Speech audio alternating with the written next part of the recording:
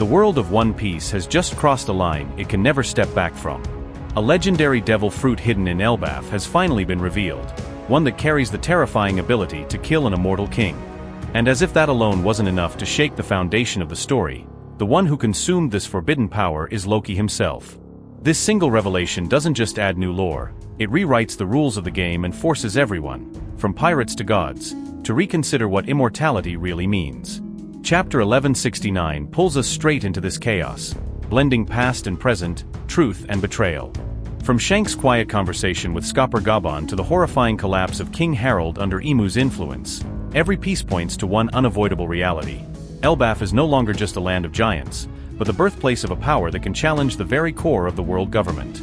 What unfolds here isn't just a tragedy or a power struggle, it's the spark of a global shift, one that could drag the entire world into a war where even gods are no longer safe.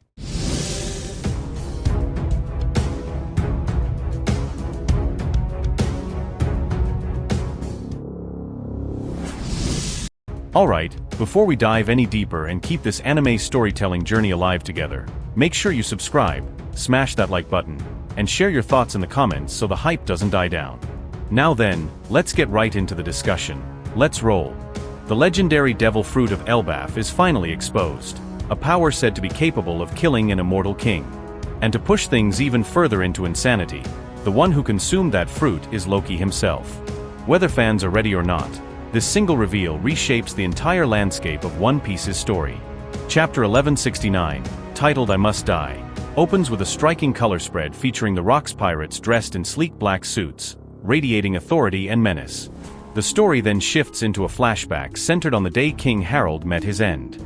The first scene shows a relaxed conversation between Skopper Gabon and Shanks, taking place in a hot spring at Gabon's residence. During their talk, Gabon mentions that Garp once told him Roger had a son. Shanks confirms this and adds that the boy felt like a younger brother to him. This clearly points to Ace. Shanks was known to repeatedly try to stop Ace from pursuing Blackbeard, even going so far as to personally warn Whitebeard about the danger. That said, a major question remains. Why was Gabon nowhere to be seen when Ace was executed by the Marines? Age could be one factor, or perhaps he believed his presence at Marineford wouldn't change the outcome. After all, no one expected the Whitebeard pirates to arrive alongside Luffy and the Impel Down escapees, turning the battlefield into complete chaos. Even so, Shanks did appear at Marineford, unfortunately, far too late. He failed to save Ace, the man he considered his own brother. Ironically, the one person he did manage to protect was Kobe. Meanwhile, the narrative cuts to Arisa Castle, where King Harold orders the giant soldiers to kill him. This moment was briefly foreshadowed earlier in Chapter 1152, when Loki and Jiru first arrived at the castle. Back in the hot spring conversation, Shanks reveals that he once traveled to Elbaf to speak directly with Harold. The two had met before during a marriage-related event, but Shanks couldn't speak freely at the time due to the circumstances. His true objective was simple yet critical, to warn Harold not to accept the position of God Knight. Gabon's curiosity grows, prompting Shanks to explain the sea contract system used by the world government's elite. Those bound by a shallow sea contract can only be influenced by IMU within a limited range. However, those under a deep sea contract are completely controllable by IMU, regardless of distance. This explanation answers several long-standing mysteries. It reveals why Shanks willingly sacrificed his left arm to save Luffy. The mark of the shallow sea contract was engraved there. If that arm had remained, Shanks risked being fully dominated by IMU during a direct confrontation. This leads to an even bigger question. How did Shanks know about the contract's side effects? Did Shamrock secretly leak this information to him? If so, it would explain why Shanks vanished on the very day he was meant to be appointed as a God Knight. The story then returns to Orus Castle. There, Harold lays everything bare before Loki, Jiru, and the giant warriors. He admits that he once cooperated with the world government, only to be betrayed in the end. Calmly, Harold asks Loki to kill him and spread the truth throughout Elbaf. He also orders Loki to consume the legendary devil fruit, stating that without its power, Loki would never be able to defeat or kill him. At this point, Harold completely loses control over his mind. His reason collapses, his humanity disappears, and what remains is a merciless monster driven by cruelty.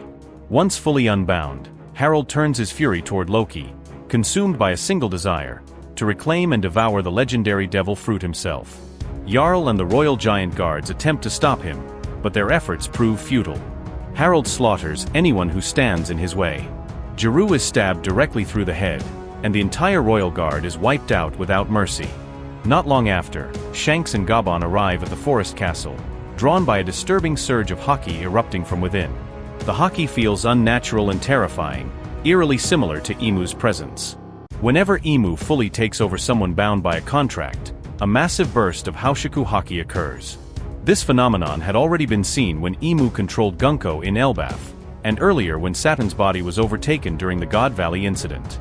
Shanks and Gabon attempt to stop Harald, but they quickly realize it's nearly impossible. Harald can no longer be saved. Realizing this, Shanks and Gabon focus on restraining him as much as they can, placing all their hope on Loki as the final solution. Unlike Rox D. Zebek, who underwent a visible transformation, Harald shows no physical change. He can still speak and think clearly, yet his soul has completely descended into darkness. He hasn't lost awareness. He has consciously embraced evil. In this state, he resembles Majin Vegeta, calm, lucid, and utterly malicious. Elsewhere, Loki enters the treasure chamber to consume Elbaf's legendary devil fruit. The moment he steps inside, the hammer Ragnir suddenly attacks him.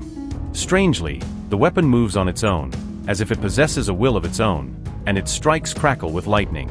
This raises a massive theory.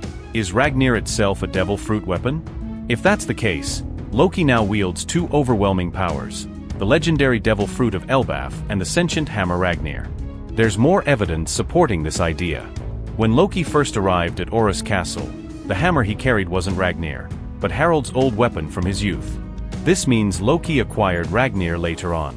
And when these two powers are combined, Loki finally becomes capable of killing Harald, despite his immortality. The biggest mystery now remains unanswered. What devil fruit did Loki actually consume that allowed him to negate the regeneration of an immortal king? Many theories suggest it could be the mythical ZOAN Nika. But if the truth turns out to be something entirely different, then this revelation isn't just shocking, it's completely insane. As for the release schedule, Oda isn't taking a break after One Piece chapter 1169. However, because the magazine is on holiday for a national celebration, spoilers for chapter 1170 will most likely surface earlier than usual next week. And if this legendary devil fruit truly exists, then it means Elbaf has been hiding a power capable of challenging even Imu's so-called immortality all along. Because of that, once Harald is dead and Loki officially becomes the wielder of a power that can kill an immortal being, the consequences won't stay contained within Elbaf. The outside world will react, violently or silently. The world government cannot afford to stay passive when the only natural weapon capable of negating Imu's immortality has surfaced, especially when it ends up in the hands of a giant from Elbaf. The most logical first move is information control. The world government will almost certainly classify the Elbaf incident as an internal tragedy. The truth will be twisted. Harald's death will be framed as the result of rebellion or a succession dispute, while Loki will be branded a traitor rather than a savior. It's the same old tactic they've always relied on. The problem is, Elbaf isn't some small, fragile kingdom. The giants possess pride, a deep-rooted history, and military strength that can't be crushed by fabricated narratives alone. Once the truth begins spreading from mouth to mouth, Elbaf will reach a crossroads, submit to the world government's lies, or stand as the first true symbol of open resistance against Imu. At this stage, it makes the most sense for Loki not to ascend the throne immediately. Mentally and politically, he simply isn't ready. A far more rational path is temporary self-exile, not as an act of, but as a way to understand the power he now carries. A devil fruit capable of killing immortality is not something simple. The physical and psychological backlash alone could be overwhelming. Meanwhile, Shanks finds himself in the most complicated position of all. He now knows that a weapon capable of bringing down Imu truly exists, and he also knows that Loki is still unrefined. Logically, Shanks wouldn't treat Loki as a tool, but as a final safeguard. Elbaf would likely be positioned as neutral ground, not a battlefield, but a last fortress if the world order truly collapses. On the other side, Imu will have realized one crucial fact: the balance enforced by the sea is no longer absolute. If Loki's power can pierce the concept of immortality itself, then even ancient pacts and hidden sanctuaries are no longer guarantees of safety. From this point forward, IMU won't play defense. They'll strike first. The most logical targets won't be Elbaf. It's far too dangerous. Instead, the focus will shift to sources of knowledge. Any remaining Vegapunk, the Lunarians, and anyone connected to the secrets of ancient devil fruits will be hunted down relentlessly. The world government will move fast to ensure that no similar power can ever be born again. At the same time, Luffy will almost certainly be pulled into this storm. Not because of prophecy or destiny, but because Nika and Loki's power exist at opposite ends of the same axis. If Nika represents freedom, then Loki's power represents the end of tyranny. When those two forces intersect, the result won't just be war, it will be a restructuring of the world itself. What makes it even more interesting is that Loki and Luffy likely won't meet as allies right away. Suspicion would come first. Loki is a man who killed his own king in pursuit of truth. Luffy despises tyrants, but he also rejects killings driven by cold necessity. That ideological clash feels natural, and very much in line with Oda's writing. Only after the world itself begins to crumble will they realize they are facing the same enemy. One thing, however, feels almost certain. The final war will not begin at Laugh Tale. It will begin in Elbaf, the first place where immortality truly dies. Vav, that's really interesting, Nakama. Big thanks to everyone who stayed all the way to the end. If anything's on your mind or you've got questions, drop them in the comments below. Appreciate you for watching, and catch you in the next videos.